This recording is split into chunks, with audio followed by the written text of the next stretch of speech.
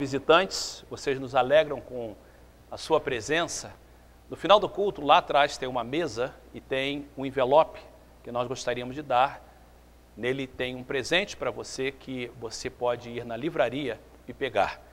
Você troca o presente pelo seu cartão preenchido e nós não queremos usar esse cartão com outro sentido a não ser de entrar em contato com você, orar por você e dizer que você é bem-vindo de estar conosco aqui.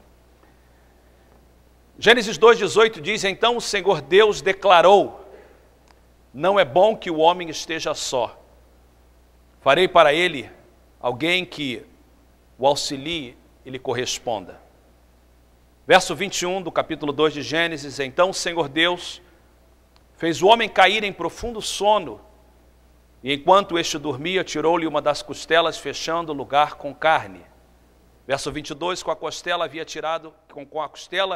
havia tirado do homem, o Senhor Deus fez uma mulher, e a levou até ele, e disse: então, homem, esta sim é osso dos meus olhos, ossos e carne da minha carne.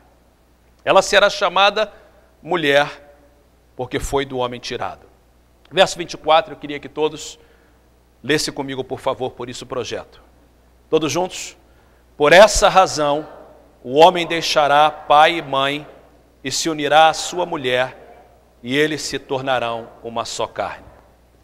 Esse versículo é muito mais importante do que nós pensamos, fazendo uma leitura tão rápida.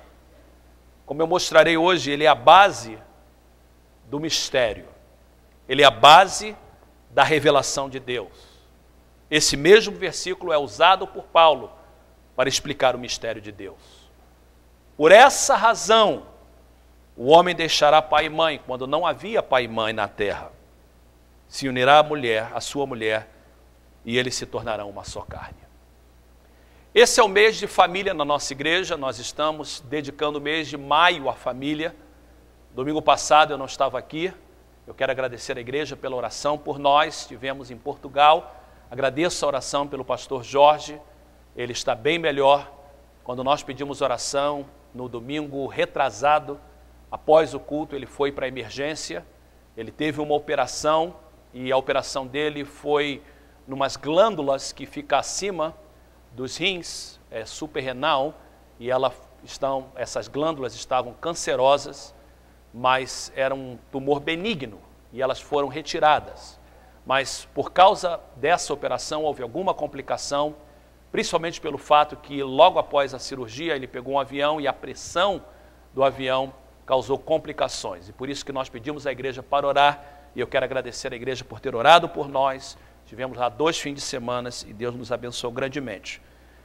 Semana passada fazíamos um encontro de casais e falando sobre família também, quando o pastor Adalberto pregava aqui no início dessa série de famílias.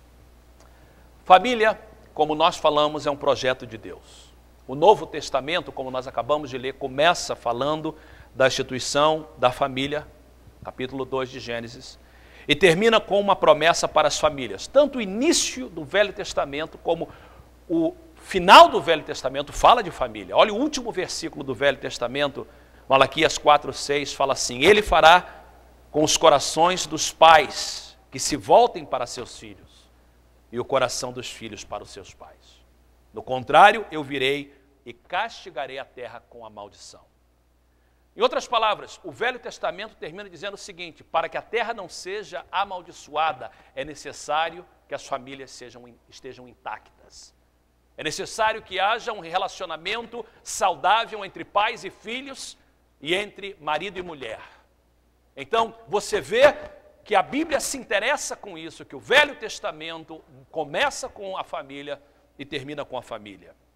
Quando nós abrimos a Bíblia no início do Novo Testamento, nós encontramos, logo no primeiro capítulo de Mateus, a genealogia de Jesus, ou seja, falando da família de Jesus, da onde ele veio, quem era o seu pai, quem era a sua mãe, e termina o Novo Testamento falando da família de Deus, do Cordeiro, da sua noiva para sempre reinando com ele. Nós podemos saber quando uma coisa é importante para Deus, quando nós vemos como o diabo luta contra essas coisas, ou essa coisa. Por exemplo, o ministério de louvor e adoração na igreja é importantíssimo e por isso que nós estamos sempre lutando nessa área. O coro da igreja é importantíssimo porque o coro são vozes uníssonas trazendo louvor ao nosso Deus. E o diabo não gosta de coral, o diabo não gosta de louvor, o diabo não gosta de adoração, o diabo não gosta de música, por isso que ele luta contra isso. Família é um outro aspecto de alvo de Satanás. O diabo luta contra as famílias. E no dia de hoje, as famílias estão sofrendo um tremendo ataque. Ataque de dentro e ataque de fora. Ataque dentro da igreja, ataque fora da igreja. Ataque dentro da família e ataque fora da família. Eu não sei se vocês estão acompanhando nas notícias a respeito daquela mulher que é Miss Califórnia, Carrie Prejean.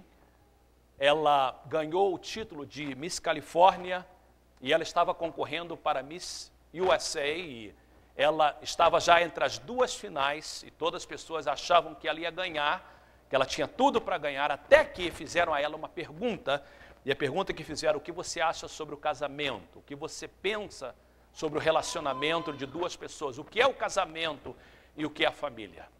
Essa mulher, mesmo sendo modelo, e eu, às vezes eu até questiono algumas das fotos que ela tirou e estão sendo publicadas, eu li até uma entrevista dela e disse assim: eu não sou perfeita, mas eu sou uma mulher cristã.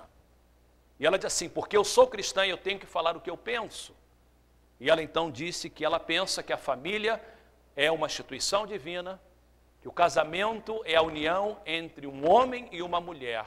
E quando ela respondeu isso, ela selou a sua sorte. Por causa disso, ela perdeu o título para Miss USA. E amanhã eles estarão reunindo. E a ideia é que eles querem tirar dela o título de Miss Califórnia. E a única razão que eles querem fazer isso é pela resposta dela em favor da família.